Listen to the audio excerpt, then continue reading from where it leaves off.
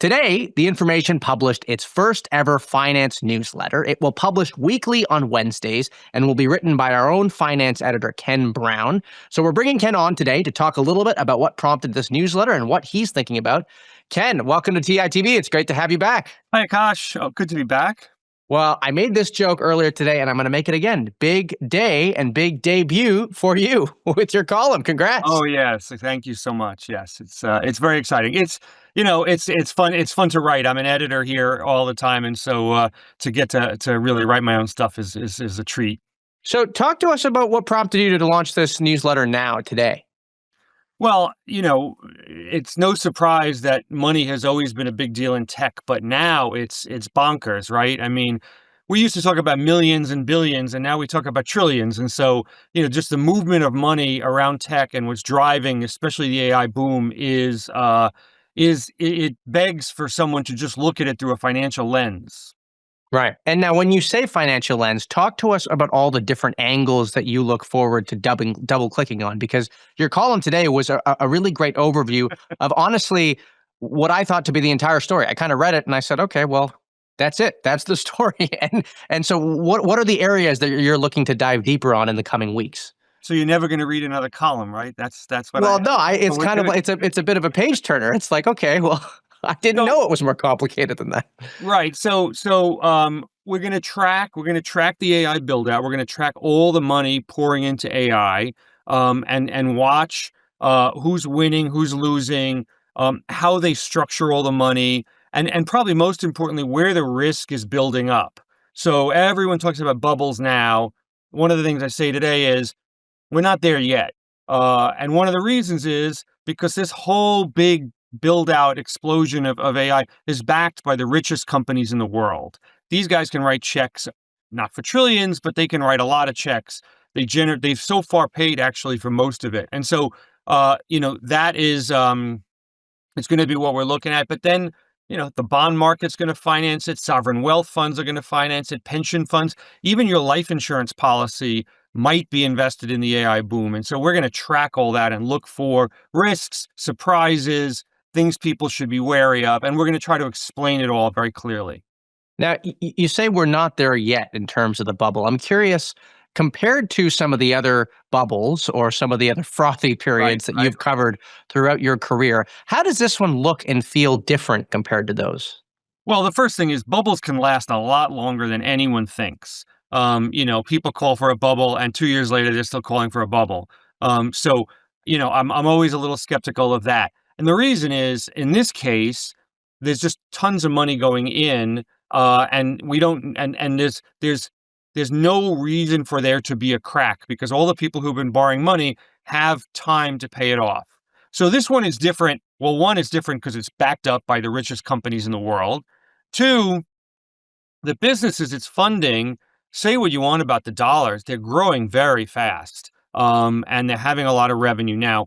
They're not having they're nowhere near making profits, but so that's a real question. But that's going to take a while to see how it plays out. So this is not, we have another. So right now there's a crypto bubble that's bursting, right? So crypto is down a ton. Right. All these people who loaded up are suffering. They're losing half their money.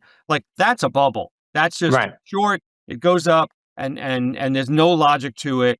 And it was just, euphoria, and that's over. This is a big fundamental change, and it's not going to be smooth. There's going to be bumps, but there's just a long runway to see where this goes.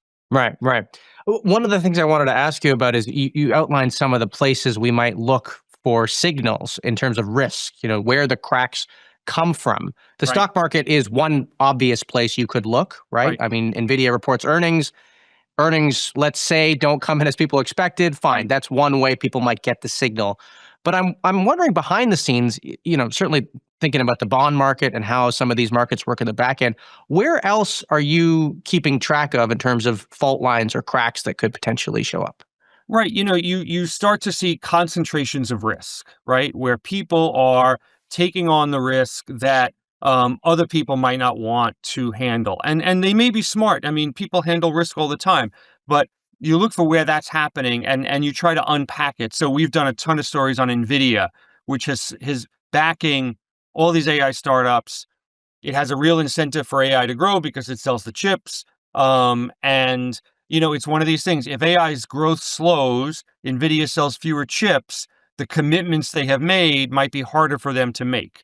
And so you just need to understand what the triggers there would be. Some of the data center builders, it's such a capital intensive operation. Some of them have taken on a lot of debt and taken on that level of risk. And one thing to look for is, do they fall behind schedule? Can they Right. not produce the data centers that are supposed to be? Can they not get the power? Can they not get the chips? That's going to be a trigger for some of those guys. Right. And last question for you. Behind the markets, there are people Oh and yeah, characters that we like to track. And there are the characters that we all know about, the founders of these companies, the executives of the hyperscalers. I'm wondering if there are people that we may not be paying as much attention to that you are actually watching very closely as an interesting character in yep. this finance ecosystem. Yeah, so I'll give you two. One is this guy Mark Lipschutz.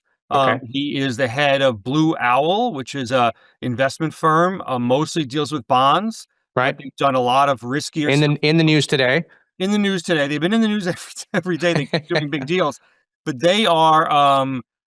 they've turned out to be a big investor in these big projects, and so they're smart guys. They're taking on risk they think is reasonable, but they're someone to watch. And the other person I'll say is Michael Intrator, who's the CEO of CoreWeave. So CoreWeave is a data center developer Right. and cloud company, and they are one of these companies that's borrowing a ton and making a big bet on AI.